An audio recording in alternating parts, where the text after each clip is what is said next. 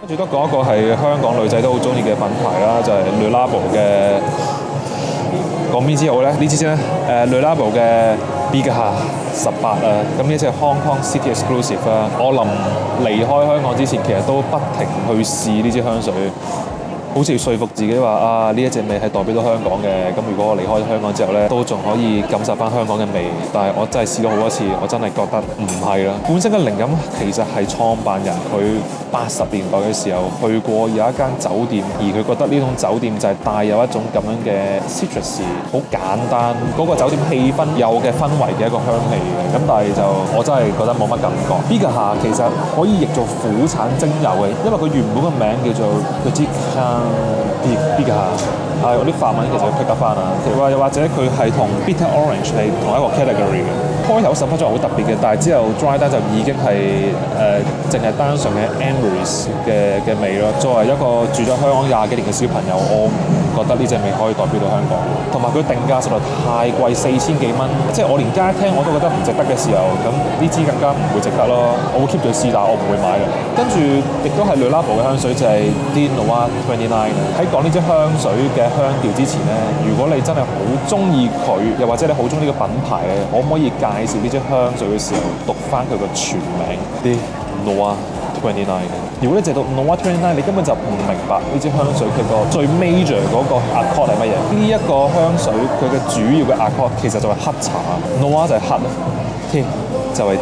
茶嘅意思，所以 T Noir 係要一齊讀，嗰個唔係解 THE， 嗰個唔係解 the， 個 E 字有個斜斜咧係有意思嘅。咁所以如果你同人哋介紹呢支香水，讀翻 T Noir 或者 T Noir， 黑茶嘅味道係由一個叫無花果啦、cedar 啦、vetiver 啦、少少煙草味啦造成嘅一個味道嚟嘅。我認識嘅一啲文青朋友咧，佢都係用過呢支香水啦。咁我相信呢支都唔係好使點樣多講，因為佢都係呢個品牌入邊比較出名嘅香水嘅。喺我心目中係支獨特嘅香氣啦。咁但係我唔會買，純粹因為唔係好啱我自己，所以我冇買到啦。我會用一個欣賞角度欣賞呢一支咁獨特嘅香氣，亦都會 keep 住試，睇下會唔會有一日我接受到，我就會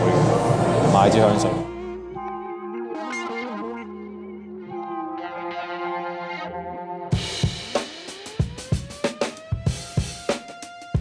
跟住係 Kera 高端線嘅香水啦 ，Iris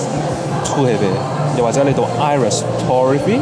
我好記得當時喺 K11 嘅 Guerlain Boutique 試呢支香水嘅時候，嗰位 sales 同我講嘅一個靈感故事，我到而家都好深刻嘅。佢話一個女士打扮得好有法式嘅感覺，好有佢嘅 personality 嘅打扮得，搽咗個脂粉味比較重啲嘅一個紅唇膏啦，出門口啦，咁啊經過一間 cafe 入去嗌一杯 coffee， 拎住杯嘢行出去間 cafe 嘅露天嘅位置坐低，擺低幾本 magazine 喺隔離，開始去睇，慢慢去飲嗰杯佢發現佢啲唇膏嗰個唇膏印咧喺個咖啡杯嗰個位，嗰一陣味就係呢一隻香水嘅味道啦。Iris 啦，有啲 coffee 喺個 opening 嗰度啦 ，Amber 亦都係一個好重要嘅一個 note 嚟嘅。當然佢最底佢話有咩 leather 啊、tea 啊、notes 嗰啲都唔使理啊，反而我都係vanilla比較出啲。咁有啲人會話佢比較似 Dior Intense， 但係佢係一個嬌蘭版本嘅一個 Iris 香水啊，同 Dior Intense 係都幾唔同嘅。其實呢一支香水係做到佢呢個意境，而我覺得係非常之中性嘅。我相信買呢支香水嘅人，佢會去細膩每一個 notes 喺每一個時段所散發出嚟嘅質感啊。高端線就係比較貴啦，2000尾3000咁，同埋呢支香水嗰個 longevity 比較差少少嘅，我覺得都係5個鐘以內咯喺我身上，甚至乎係低過5個鐘啊，4個鐘、3個鐘咁樣。我會當藝術品去試呢支香水，但係就未必會買啦。跟住係 Penhaligon's 嘅 Elizabeth Rose 啦。呢支香水係2018年嘅時候用 EDP 嘅版本賣緊啦，但係喺2018之前咧，其實佢本身個 EDT 嘅版本係好耐歷史㗎啦。我唔知會唔會同英女王伊麗莎白二世有關啦。大概好耐之前係同 FM 嘅 Une Rose 啊、Serge Lutens 嘅柏林少女咧係並列為3大玫瑰香嘅。聽聞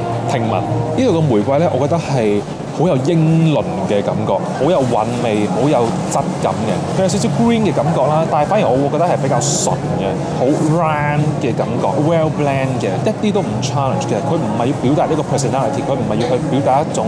我嚟挑戰你嘅感覺。因為例如啱啱所講嘅嗰兩支玫瑰Une Rose 就係表達嘅一個好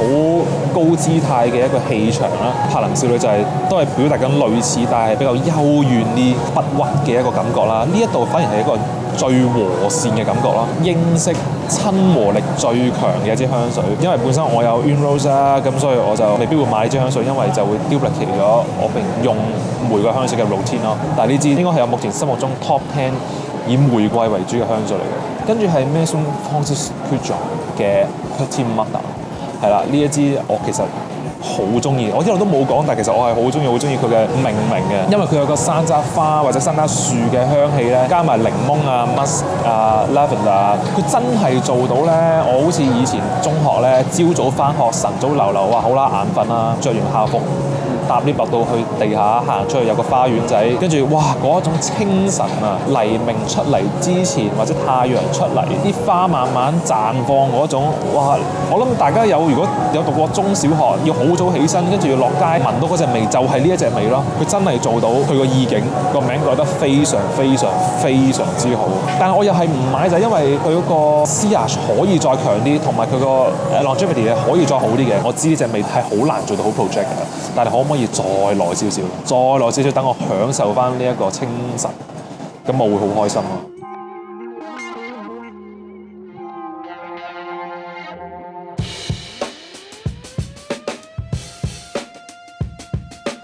Chanel Allure Homme Edition Blanche， 我相信你有睇好多 reviewer， 你都知道呢一個香水樽對佢哋嚟講就係 Allure Homme 呢條 line 入邊最靚嘅香水樽啦。我自己都係咁認為嘅。mix 咗原版 Allure Homme EDT 同埋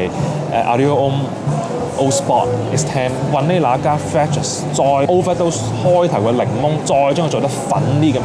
散發出嚟嘅味道啦。佢可以再 long lasting 啲，同埋唔知咧，我覺得如果我會揀翻原版 EDT 多過呢支咯。啲人又話佢似青瓜味，我覺得呢個先係最大嘅殺傷力，即係似青瓜或者係一啲噴廁所嘅清潔劑嘅味道。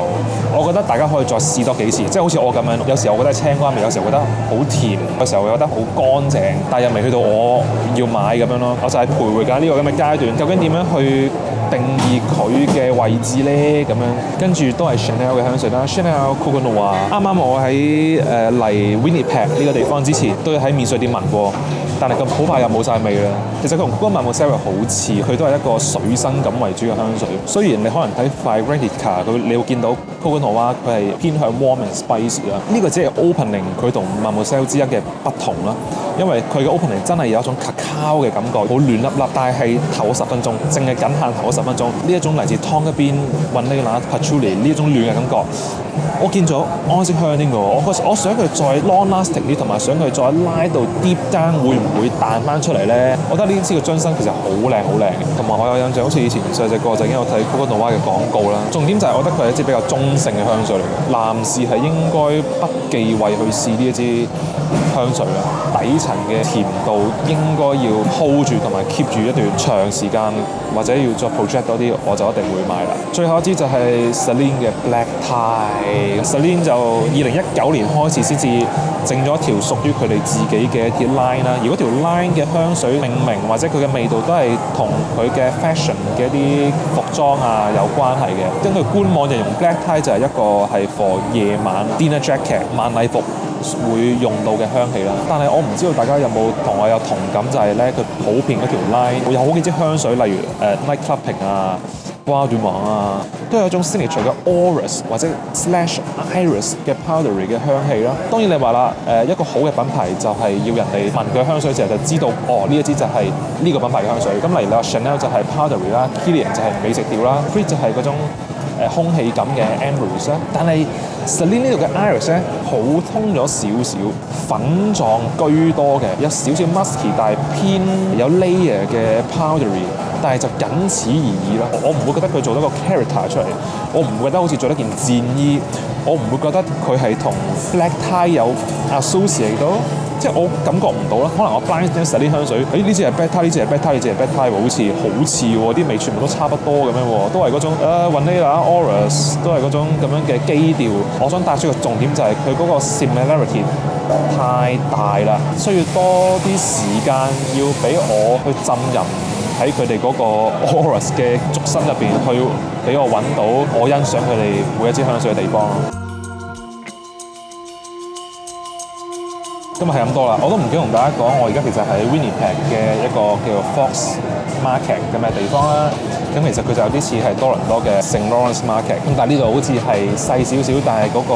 氣氛個感覺就比較 modern 啲，同埋係